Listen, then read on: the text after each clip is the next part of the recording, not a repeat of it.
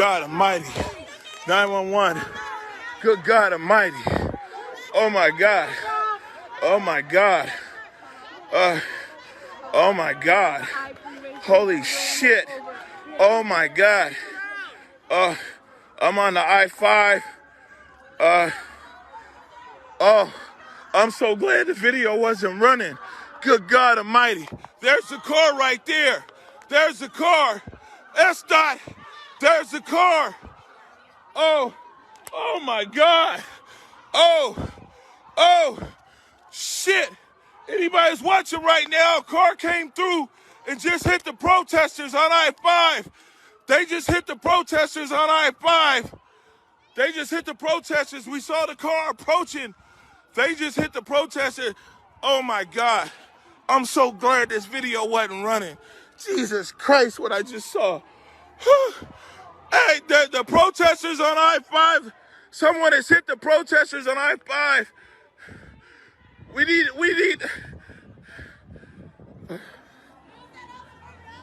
Oh my God.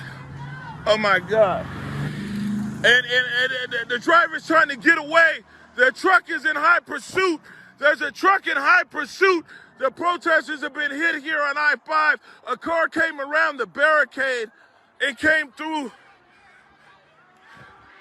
A car came through. Damn, what's Chief's number? It ain't in his phone. Oh my God. I'm so glad I didn't even have this on the stream, dog. Hey, I know you guys are getting a call. I'm dialing 911. We're trying to get an answer out here. Good God Almighty. Oh my God.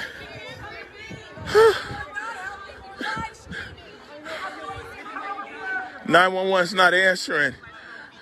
Yo, there's a police car right there.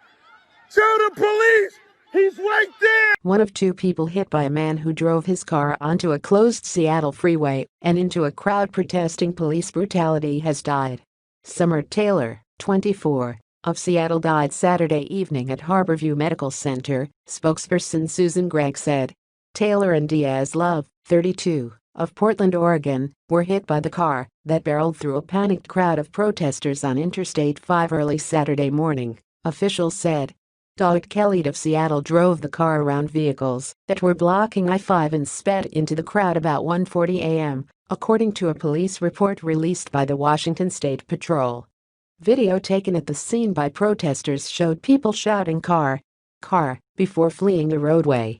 Love is in serious condition in the intensive care unit, Harborview, Gregg said.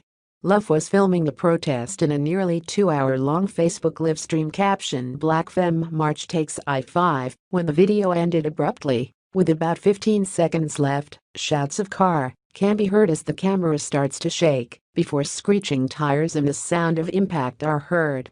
A graphic video posted on social media showed the white Jaguar racing toward a group of protesters who are standing behind several parked cars, set up for protection. The car swerves around the other vehicles and slams into the two protesters, sending them flying into the air. The driver, who was alone, fled the scene after hitting the protesters, Trooper Chase Van Cleve told the Associated Press. One of the other protesters got in a car and chased the driver for about a mile. He was able to stop him by pulling his car in front of the Jaguar, Van Cleve said. Troopers arrived and the driver was put in custody, Washington State Patrol Captain Ron Mead said. Kelly was described by officers as reserved and sullen when he was arrested, according to court documents. He also asked if the pedestrians were okay, the documents say. Kelly was booked into the King County Correctional Facility on Saturday morning on 2 counts of vehicular assault. Bail was denied. A judge found probable cause to hold Kelly on an investigation of vehicular assault.